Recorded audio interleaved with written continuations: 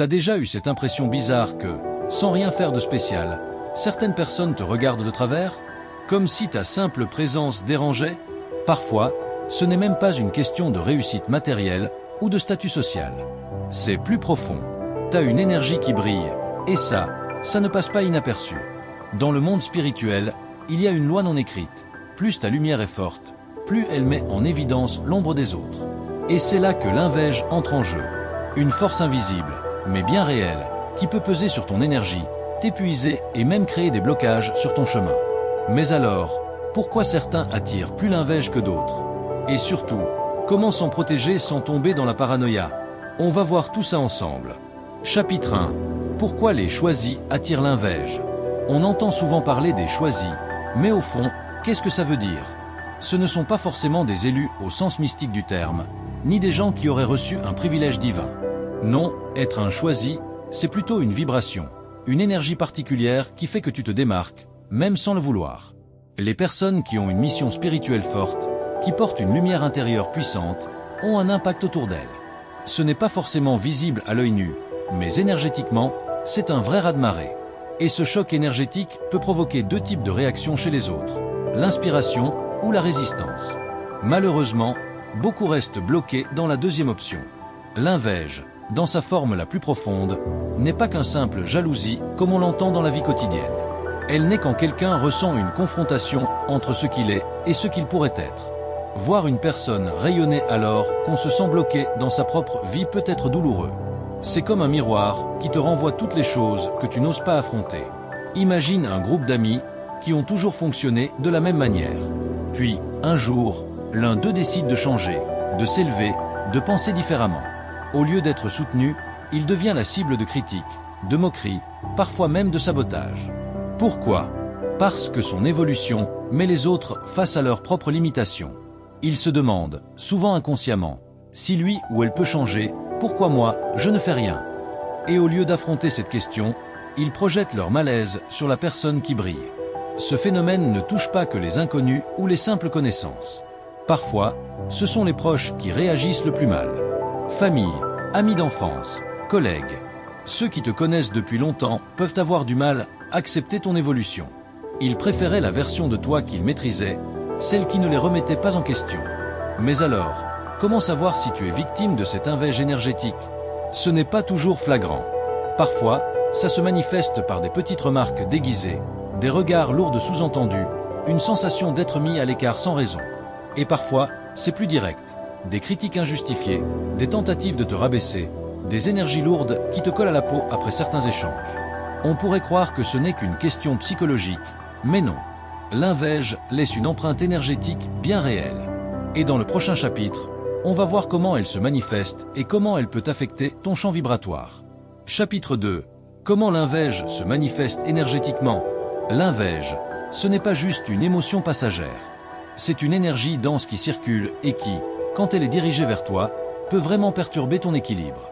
Ce n'est pas un hasard si tu te sens parfois épuisé après avoir côtoyé certaines personnes. L'énergie négative, même invisible, laisse des traces. D'abord, il faut comprendre que l'invège peut être consciente ou inconsciente. L'invège consciente, c'est quand une personne sait très bien qu'elle ressent de la jalousie.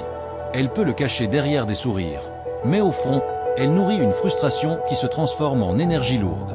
L'invège inconsciente, elle, est plus sournoise. La personne ne se rend même pas compte qu'elle t'envoie des ondes négatives.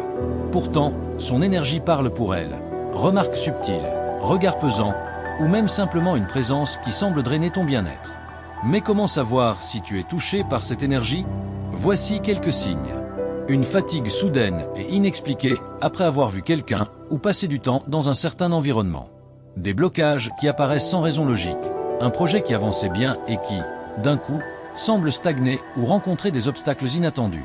Une sensation de lourdeur dans le corps, comme si ton énergie était aspirée.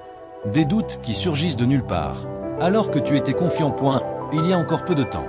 Parfois, l'invège énergétique ne vient pas d'un individu précis, mais d'un environnement chargé. Certains lieux accumulent des énergies négatives, surtout là où règne la compétition, le mépris ou la comparaison constante. C'est souvent le cas dans certaines entreprises, groupes sociaux ou même au sein de familles où les tensions sont fréquentes. Et puis il y a ces moments où tu ressens l'influence de l'invège même à distance. Tu te réveilles fatigué, sans explication. Tu fais des cauchemars intenses, ou tu ressens un poids sur la poitrine sans raison médicale. Ce ne sont pas des coïncidences. L'énergie circule au-delà du visible, et certaines pensées négatives dirigées vers toi peuvent impacter ton champ vibratoire. Mais alors, comment éviter d'absorber ces énergies lourdes? On ne peut pas empêcher les autres de ressentir de l'invège, mais on peut apprendre à s'en protéger. Et c'est justement ce qu'on va voir dans le prochain chapitre. Chapitre 3. Se protéger de l'invège et des attaques énergétiques. Si tu ressens régulièrement l'effet de l'invège autour de toi, la première chose à comprendre, c'est que ce n'est pas une fatalité. Tu n'es pas obligé, d'absorber cette énergie, ni de la laisser affecter ton bien-être. La clé, c'est d'apprendre à te protéger, aussi bien sur le plan énergétique que mental. 1. L'ancrage. Revenir à l'essentiel. Quand tu es bien ancré, les énergies extérieures t'affectent moins. L'ancrage, c'est ta connexion à la terre, à la réalité du moment présent. Une personne bien ancrée est comme un arbre solide. Les vents extérieurs peuvent souffler, mais ils ne la déracinent pas. Quelques méthodes simples pour renforcer ton ancrage. Marcher pieds nus sur la terre ou l'herbe. Sentir la stabilité sous tes pieds. Pratiquer des respirations profondes en visualisant des racines qui te relient au sol. Porteur des pierres d'ancrage comme l'obsidienne ou l'hématite. Quand tu es ancré, tu ressens moins l'effet des énergies négatives qui t'entourent, car ton champ énergétique est plus stable et résistant. 2. La purification. Nettoyer les résidus d'énergie négative.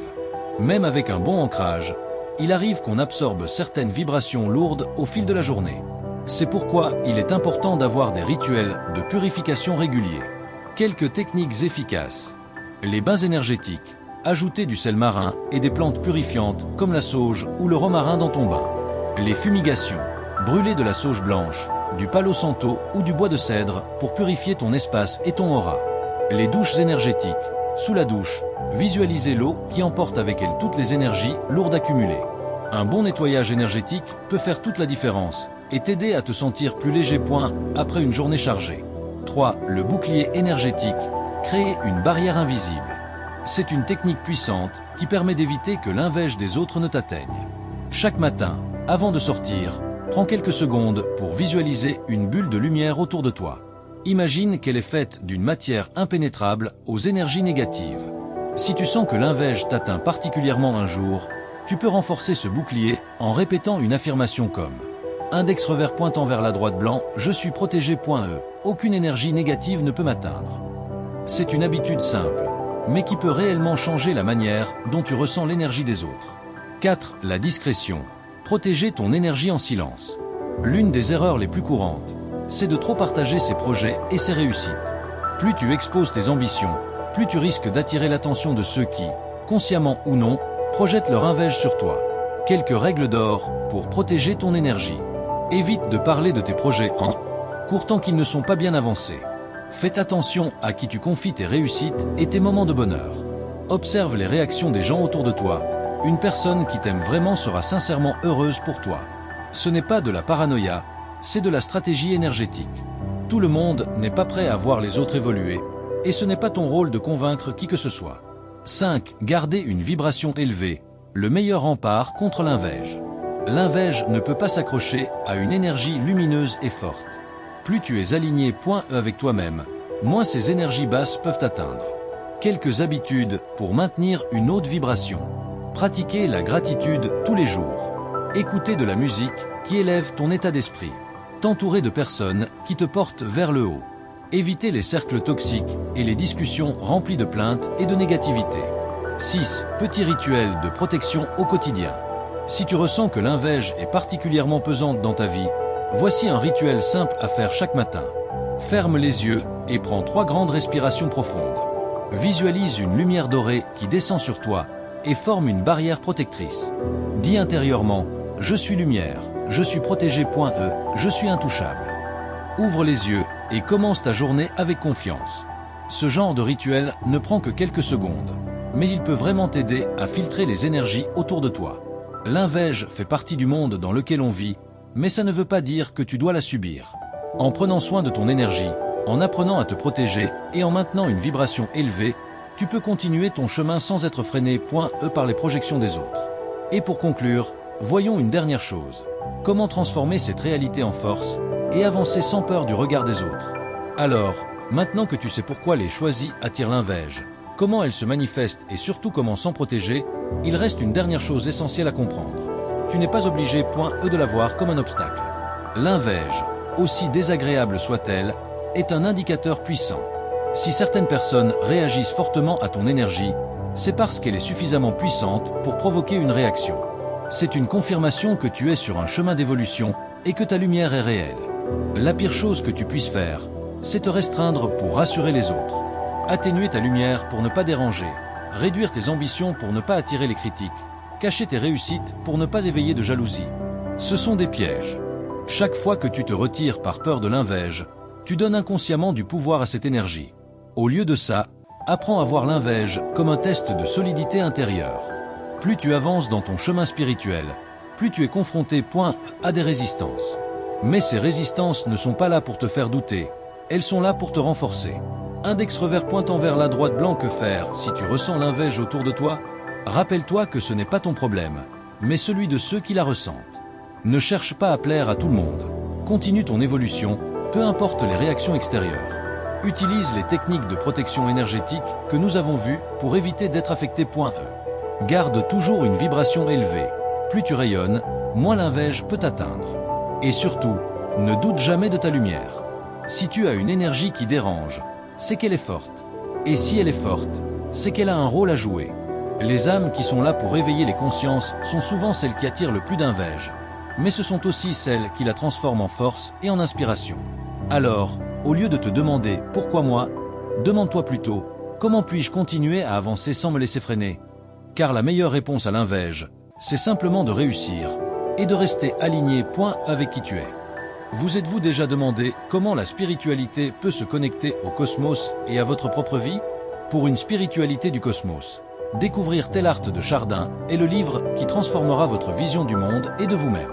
Avec lui, vous comprendrez comment la spiritualité peut apporter sens et paix en alignant votre être avec l'univers de manière profonde et transformative.